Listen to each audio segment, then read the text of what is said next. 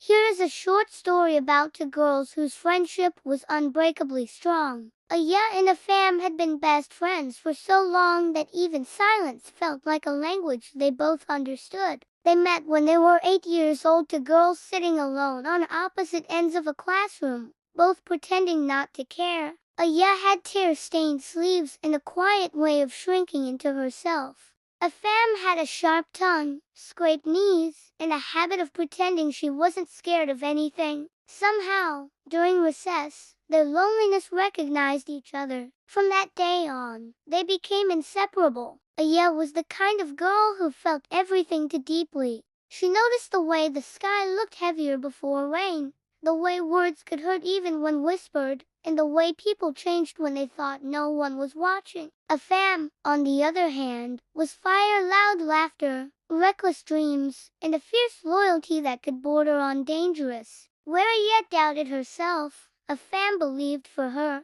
Where Afam burned too bright, Aya softened the edges. They grew up sharing secrets under blankets, walking home with linked fingers, and promising over and over again that nothing would ever come between them. But life has a way of testing promises. As they got older, the world began pulling them in different directions. Aya wanted stability, something safe she could hold on to. Afam wanted escape cities, freedom, a future that didn't look anything like the past they came from. They started arguing over small things at first: missed calls, unreturned messages, and silence that felt heavier than any fight. The night everything broke, it was raining. They stood outside Aya's house, voices shaking, words sharp with unspoken fear. "You're leaving like I don't matter," Aya said, her voice barely holding together. "I'm leaving because I have to," Afam snapped back.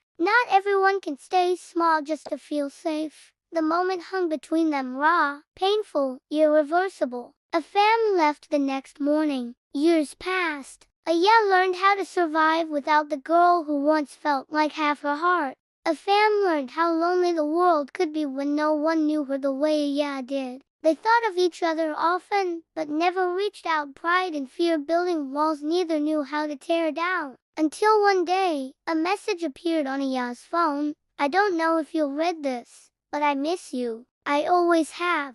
They met again in the same place they used to sit as kids, older, changed, softer in some ways, scarred in others. When Afam looked at Aya, her eyes filled with tears she no longer tried to hide. "I was wrong," Afam whispered. "I thought being strong meant leaving." Aya reached for her hand the same way she had when they were 8. "And I was wrong," Aya said quietly. "I thought loving you meant holding you back." They cried then, the kind of crying that comes from years of loss and forgiveness tangled together. Not everything was fixed. Some cracks would always remain. But they learned that real friendship isn't about never breaking, it's about choosing each other again, even after the breaking. Aya and Afam didn't promise forever anymore. They promised honesty. Press the like button and follow more.